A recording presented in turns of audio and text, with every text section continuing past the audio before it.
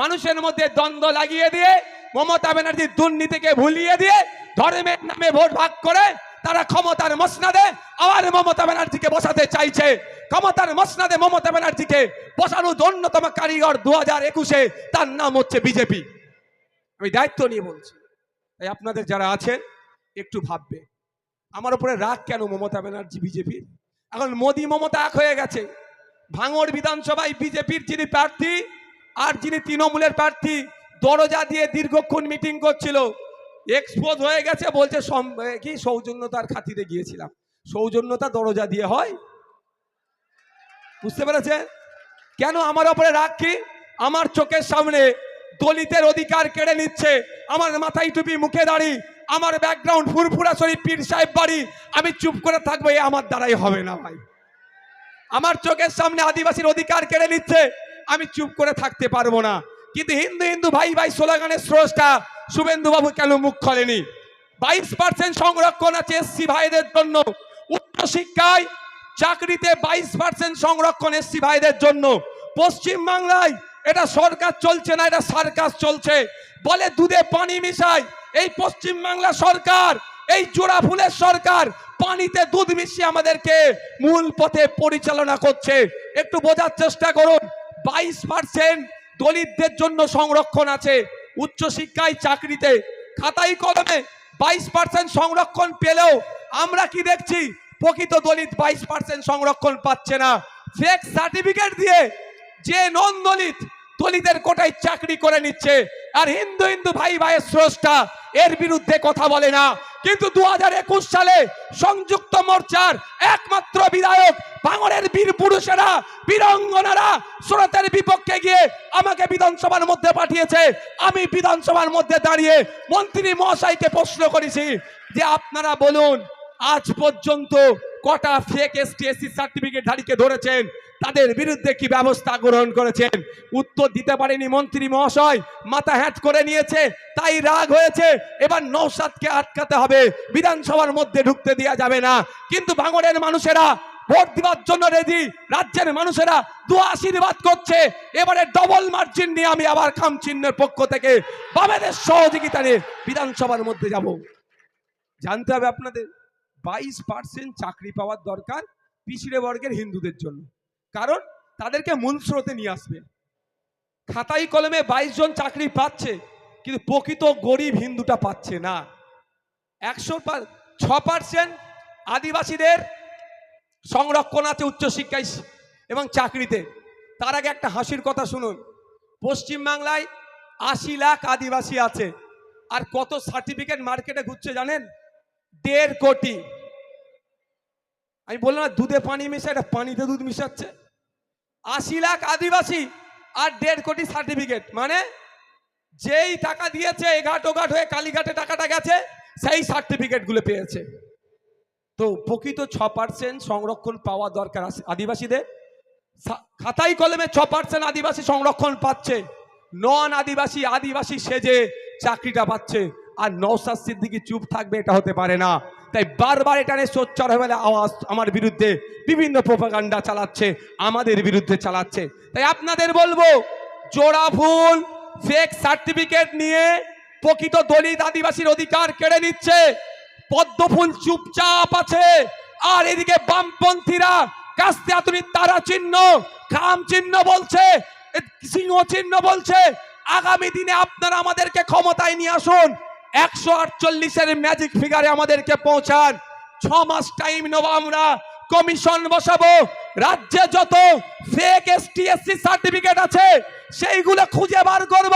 সে শ্মশানে থাকুক আর কবরস্থানে থাকুক, খুঁজে বার করে সেইগুলোকে জ্বালিয়ে দিয়ে প্রকৃত আদিবাসীদের 22%, প্রকৃত দলিতদের 6%, যাতে উচ্চ শিক্ষায় চাকরিতে ব্যবস্থা করা যায় 100 পয়েন্ট রোস্টার মেনে, তার ব্যবস্থা আগামী 4 মের পরে যে সরকার গঠন হবে, বামপন্থী খামচিহ্ন যে সরকার গঠন হবে, তারা কাঁধে তুলে নেবে। এবার নির্ভর করছে আপনাদের উপরে। যে কি নির্ভর করছে? বিশ্বজিৎ দা মনে হচ্ছে ওই প্রার্থীর থেকে একটু কম শরীরের কালারটা, না? এটা ঠিক বলেছি তো? এইসব কি সব মাখলে চকচক করে বলেন না? এইসবগুলো মেখে বার হবেন, বুঝতে পেরেছেন? হাইটটাও বেশি আছে, শুধু একটা জায়গায় কম, সেটা হচ্ছে তুলনামূলক এমনি ফর্সা ছেলে। যাক, আপনারা এবার ডিসাইড করুন, আপনারা ডিসাইড করুন। আর আপনার চুলটা একটু ছোট আছে।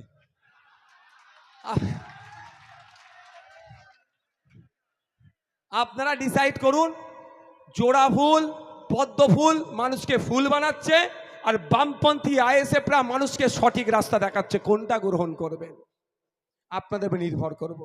সংখ্যালঘু মুসলমান যারা আছেন এখানে, দিদি তো তাদের মাসিয়া, এখন দিদির ভাইপো আরো বড় মাসিয়া সাজার চেষ্টা করছে।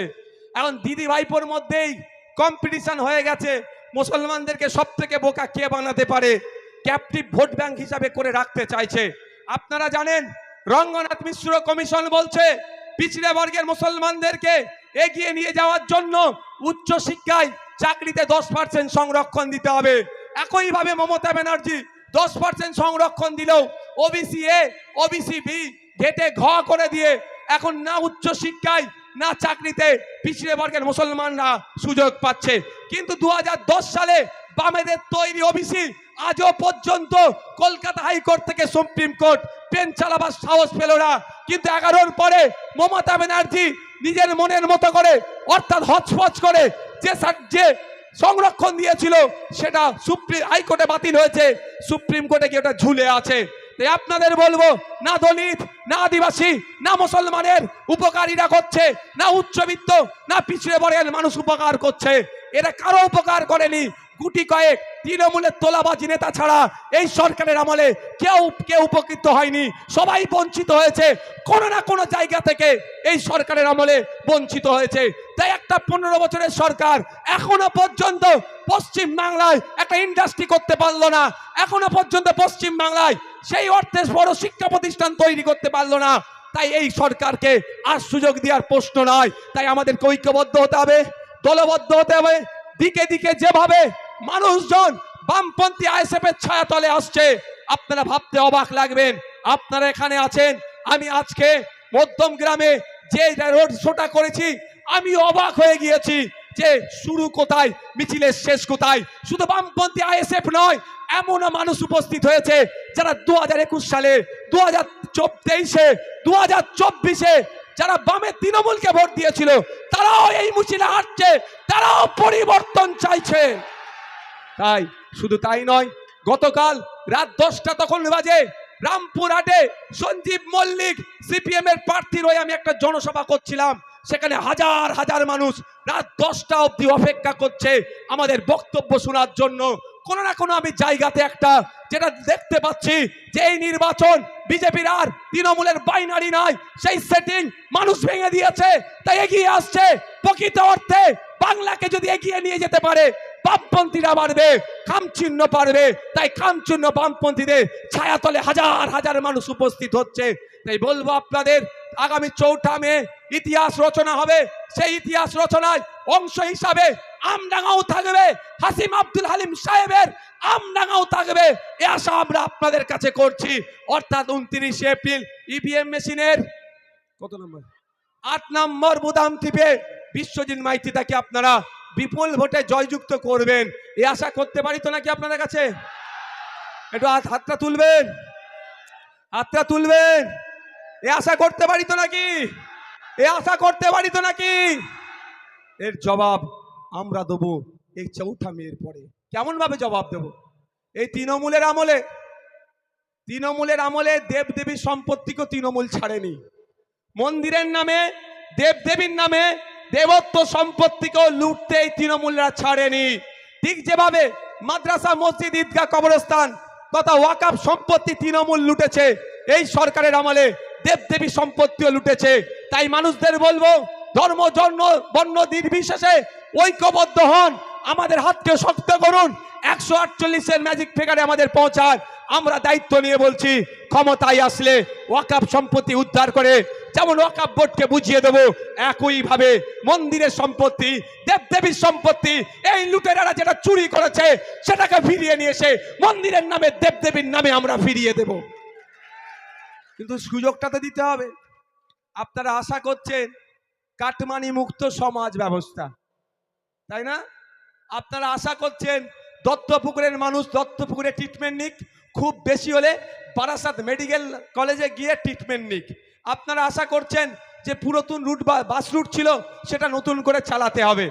আপনারা আশা করছেন আম খাবো, আর লাগাচ্ছেন গাছটা জাম, আম কি আর পাবেন? আপনারা আশা করছেন দুর্নীতিমুক্ত সমাজ ব্যবস্থা ডেভেলপমেন্ট করব, আর যাদেরকে ভোটটা দিচ্ছেন দুর্নীতিগ্রস্ত যারা, তারা শুধু নিজের ছাড়া সমাজের কথা একটুও ভাবে না। তাই সময় এসেছে, যদি মনে করেন যে দৃষ্টান্ত তৈরি করতে হবে, তাহলে 2021 সালে যে ভুলটা করেছেন আর করবেন না। আপনাদের বলবো, বাইনারির শিকার হয়ে গিয়েছিলেন আপনারা অনেকেই, সেই আর শিকার হবেন না। এবারে যেটা দেখছি আমি বাস্তব কথা বলছি, যারা তৃণমূলের অত্যাচারে জোড়া পদ্ম ফুলকে ভোট দিতে চাইছেন, আমি অনুরোধ করব সে অত্যাচার বাড়বেই, ভোট ভাগাভাগি করবেন না। আপনারা মূল্যবান ভোট তৃণমূলের অত্যাচারের কারণে পদ্ম ফুলকে দিলে পদ্ম ফুল জব্দ করতে পারবে না তৃণমূলকে। সমস্ত ভোটটা বামেদের সমর্থন নিয়ে আইএসএফ এর মনোনীত প্রার্থী ইভিএম মেশিনের 8 নম্বরে খাম চিহ্নে দিন বিশ্বজিৎ দাকে। তাহলে বিশ্বজিৎ দ্বারা বামপন্থীরা ওই তৃণমূল নামক যারা অত্যাচার করছে তাদেরকে জব্দ করতে পারবে। যদি বিজেপি তৃণমূলকে জব্দ করত, এতক্ষণ পুরো ক্যাবিনেটের অর্ধেকটা জেলের মধ্যে থাকতো। ছেড়ে রেখেছে কালীঘাটের বিখ্যাত কাকু, তার ভয়েস টেস্ট কোথায় গেল? তাই খোঁচা দিয়ে দিয়ে জাজেরা বলছে আগে রিপোর্ট করা হবে, এখন রিপোর্ট পাবলিক মনে হলো না, বুঝতে পারছেন? ছেড়ে রেখেছে। তাই তৃণমূলকে দিয়ে, এই বিজেপিকে দিয়ে তৃণমূলকে জব্দ করা যায় না। আর যারা মুসলমান সমাজের মানুষ আছেন, তারা বা যারা সম্প্রীতিতে ঐক্যে বিশ্বাসী, তারা ভাবছেন বিজেপিকে আটকাতে হবে, বিজেপি সাম্প্রদায়িক শক্তি তাকে আটকাতে হবে, সুতরাং আসো হাতটা শক্ত করি তৃণমূলের, এটাও দিতে হবে। যদি মনে করেন তৃণমূল বিজেপিকে আটকাবে, এটা দিবাস্বপ্ন দেখা হচ্ছে। কারণ শুভেন্দু অধিকারী রাত দিন যেভাবে উভয় সম্প্রদায়ের মধ্যে দাঙ্গা মারামারি হিংসা লেগে যাবে, অসীম বিশ্বাস কখনো কোরআন শরীফ নিয়ে কখনো ধর্ম নিয়ে যেভাবে অবান্তর কথা বলছে, অহেতুক হয়রানি তৈরি করার চেষ্টা করছে, তাহলে এতক্ষণ রাজ্য পুলিশ এই শুভেন্দু অধিকারী বা অসীম বিশ্বাসদেরকে জেলের মধ্যে রাখতো, বরঞ্চ তাদেরকে ছেড়ে রেখে আরো সুযোগ করে দিচ্ছে, পশ্চিম বাংলায় সাম্প্রদায়িক চাষ করার সুযোগ করে দিচ্ছে, যাতে করে ভোটটা ভাগ হয়ে যায়। একটা ভোট তৃণমূলের দিকে থাকবে, উল্টাটা ভোট বিজেপির দিকে থাকবে। এই ভোট ভাগাভাগি করে ক্ষমতায় একজন থাকবে, অপোজিশনে একজন থাকবে, মানুষের হয়ে কথা বলার লোক কম যাতে হয়ে যায় সেই চেষ্টা করছে। তাই আপনাদের বলবো, এক বিধায়ক যদি 293-93টার উপরে ভারী পড়ে, আগামী দিনে একাধিক বিধায়ক অশোকনগর, আমডাঙ্গা, বারাসাত, মধ্যমগ্রাম, তারপরে আছে দীপশিতাদি, দমদম, উত্তরপাড়ায় মীনাক্ষী, আপনার মীনাক্ষীদি, যাদবপুরে আছে আপনার বিকাশ রঞ্জন ভট্টাচার্য স্যার, ক্যানিং, ভাঙড় থেকে শুরু করে একাধিক এমএলএ যদি বিধানসভার মধ্যে যায়, তাহলে যেই শাসকের আসনে বসুক বা বিরোধীর আসনে বসুক না কেন, বাংলায় ন্যায় হবে, অন্যায় করার সাহস কেউ দেখাতে পারবে না। আপনাদের ভাবতে হবে আপনারা কি করবেন। দেখুন, ব্যাপারটা হচ্ছে আমার দেশ আমাদেরকে যে সিস্টেমটা দিয়েছে বাবা সাহেব আম্বেদকর, তার লিখিত সংবিধানে যে সিস্টেম আমাদেরকে দিয়েছে, অত্যন্ত সুন্দর সিস্টেম, কিন্তু সিস্টেম পরিচালনার লোকগুলোকে আমরা ঠিক পাঠাতে পারছি না। আপনি চেয়েছেন স্বাস্থ্যমন্ত্রী, এমন স্বাস্থ্যমন্ত্রী দিয়েছে, বারাসাত মেডিকেল কলেজ, তো এখানে যারা আছেন শুভবুদ্ধি সম্পূর্ণ অনেক মানুষ আছেন, হ্যাঁ তো ওইটাই বলতে যাচ্ছিলাম এক্ষুনি, শুভবুদ্ধি সম্পূর্ণ মানুষ আছেন, চোখ তুলে নিয়ে চুরি হয়ে গেল, চাকরি পেয়ে গেল, তদন্ত কি হলো? এখনো তদন্ত হলো? কারণ চোরের সাথে তৃণমূলের যোগাযোগ আছে বলে তদন্ত হয়নি। আমি দায়িত্ব নিয়ে বলছি, এতগুলো রেকর্ড হচ্ছে, এখানে একটা নির্বাচন কমিশনেরও ক্যামেরা আছে, আমি ভুল বললে আমাকে ছেড়ে কথা বলবে না। আমার নামে 17টা মামলা দিয়েছে। 2021 সালে আমার সম্পত্তি বেশি ছিল, মামলা ছিল নীল। 2026 সালে আমার সম্পত্তি কমে গেল, মামলা হয়ে গেল 17টা। হ্যাঁ, এটাই আদর্শগত লড়াই, এটাই হচ্ছে বামপন্থী আইএসএফ এর যৌথ লড়াই, যে তোলা তুলে খাবো না, পারলে মালার কেসের মালা পরবো, কিন্তু মানুষের কাছে তোলাবাজি কাটমানি নিয়ে সংসার চালাবো না। বন্ধুগণ, তাই আমাদের একটু ভাবতে হবে সিস্টেমে কাদেরকে পাঠাবো। আপনারা বলুন, মেডিকেল কলেজ থেকে রেফার করছে কি করছে না? বারাসাত মেডিকেল কলেজ থেকে রেফার করে কলকাতায় পাঠাই কি পাঠাই না? এটা বলুন না আপনারা। আমি ব্লক হসপিটালের কথা ছেড়ে দিলাম। আচ্ছা আপনারা বলুন, মেডিকেল কলেজ মিন্স হাইয়েস্ট হেলথের ইনস্টিটিউশন, ওর থেকে বড় আর মনে হয় না। সব রিসার্চ গবেষণা মেডিকেল কলেজে হয়। তাহলে বারাসাত মেডিকেল কলেজ মানে ওখানে সব ধরনের গবেষণা টবেষণার মধ্যে হচ্ছে, ওখান থেকে আবার রুগীকে রেফার করতে হবে কেন? এখানে চলে আসো একটু। ওখান থেকে রুগীকে রেফার করতে হবে কেন? এটা কেমন জানেন? দার্জিলিং হিল ইউনিভার্সিটি দিয়েছে মমতা ব্যানার্জি, পঞ্চানন বর্মা ইউনিভার্সিটি দিয়েছে। খোঁজ নিয়ে দেখুন, না ডিপার্টমেন্ট আছে না ফ্যাকাল্টিজ আছে। ও নাম কাওয়াস্তে ইউনিভার্সিটি, ডিপার্টমেন্ট খুঁজে পাওয়া যায় না। ঠিক একইভাবে মেডিকেল কলেজ নাম দিয়েছে, এখানে বিভিন্ন ডিপার্টমেন্ট খোলে না। কারণটা আছে, বারাসাত সাংগঠনিক তৃণমূলের জেলার নেতাগুলোর সাথে দেখুন বারাসাতের প্রাইভেট হসপিটালের মালিকগুলোর কত ভালো সম্পর্ক। কেন? দত্তপুকুরের সরকারি হসপিটালে যদি এক্সরে মেশিন থাকে, আপনারা কেউ প্রাইভেটে গিয়ে এক্সরে করবেন? তাহলে ওরা মাছি মারবে। ওই জন্য দত্তপুকুরের তৃণমূলের নেতাগুলোর সাথে খোঁজ নিয়ে দেখুন প্রাইভেট ডায়াগনস্টিক সেন্টারের মালিকগুলোর কত ভালো সম্পর্ক। হয়তো অনেকে মাছও দেয় যে এক্সরে মেশিন থাকলেও তুমি টেকনিশিয়ান চাইবে না, টেকনিশিয়ান থাকলেও রিপোর্ট করবে যে প্লেটটা, সেটা থাকবে না। যদি ভাগ্য খুব ভালো থাকে, প্লেট থাকলেও রিপোর্টে যে কাগজ প্রিন্ট করা সেটাও থাকবে না। এটা আমি দায়িত্ব নিয়ে বলছি। একথা আমি বিধানসভার মধ্যে দাঁড়িয়ে মাননীয় স্বাস্থ্যমন্ত্রীকে বলেছিলাম। স্বাস্থ্যমন্ত্রী অনেক প্রশ্নের উত্তর দিয়েছে, আমার এই প্রশ্নের উত্তর দেওয়ার সৎ সাহস দেখাতে পারেনি। এটা পশ্চিম বাংলার বাস্তব চিত্র। সরকারি হসপিটালগুলোকে মৃতপ্রায় করে বেসরকারি হসপিটাল থেকে মুনাফা লুটার জন্য তৃণমূল এইগুলো কাজগুলো চালাচ্ছে।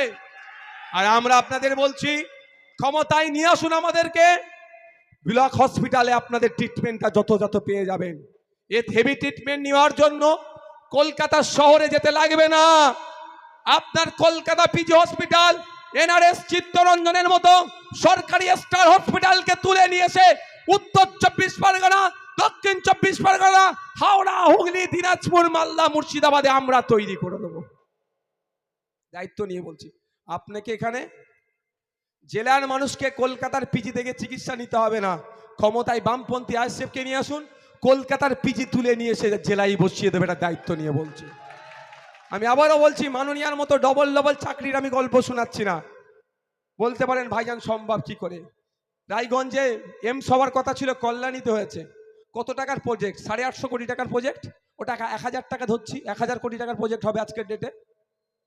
গত বছরে আমাদের অর্থবর্ষে পশ্চিমবাংলা সরকারের হেলথ বাজেট কত ছিল আপনারা জানেন? কেউ জানেন কি? 25,000 কোটি টাকা। 10.5 কোটি মানুষকে হেলথ ফ্যাসিলিটি দেবে, স্বাস্থ্য পরিষেবা দেওয়ার জন্য 25,000 কোটি টাকা বরাদ্দ ছিল 10.5 কোটি মানুষের জন্য। গেল কোথায়? খুঁজতে হবে না? এটা কি মমতা ব্যানার্জি ট্যাক্সাল থেকে ছাপিয়ে দিচ্ছে নাকি? আপনার আমার মেহনতের টাকা। সকালবেলা এই বাজারে এসে যিনি সবজি বিক্রি করেন, তারও ট্যাক্সের টাকা ওই 25,000 কোটি টাকাতে আছে। আবার যে এসি রুমে বসে বিজনেস করেন, তারও ট্যাক্সের টাকা আছে। তো টাকাটা গেল কোথায়? আমি তারপরেও বলছি, স্বাস্থ্যসাথী কার্ডে এখন পর্যন্ত কত টাকা খরচ হয়েছে আপনারা জানেন? 2025-এর লাস্ট 24 পর্যন্ত 10,000 কোটি টাকা। ভালো করে একটু বোঝার চেষ্টা করুন। স্বাস্থ্যসাথী কার্ডে 10,000 কোটি টাকা অলরেডি খরচ হয়ে গিয়েছে। ওই 10,000 কোটি টাকা যদি সত্যিকারের অর্থে বাংলার মানুষের স্বার্থে যদি খরচ করা হতো, তাহলে স্বাস্থ্যের বিপ্লব হয়ে যেত। 10টা জেলায় 10টা পিজি হসপিটাল তৈরি করে দেওয়া যেত। আমি তথ্য দিয়ে বলছি তো ভাই। এটা আপনার পাড়ার নেতার নাম জানুন না, তৃণমূলের যে আছে সে থেকে আর মমতা ব্যানার্জি পর্যন্ত জানে। নওশাদ সিদ্দিকী যেটা বলে, তথ্য দিয়ে কথা বলে।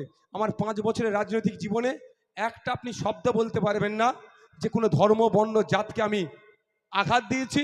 একটা কোনো শব্দ বলতে পারবেন না যেটা আমি অসত্য বলেছি। আমি রাজনীতি থেকে করে কামি আমি খেতে আসিনি। মানুষ সুযোগ দিলে বেশি করে লড়াই করব, না সুযোগ দিলে লড়াই করে যাব, ছেড়ে চলে যাব না। তাহলে প্রশ্ন করতে পারেন, ভাইজান আপনার স্বার্থটা কি?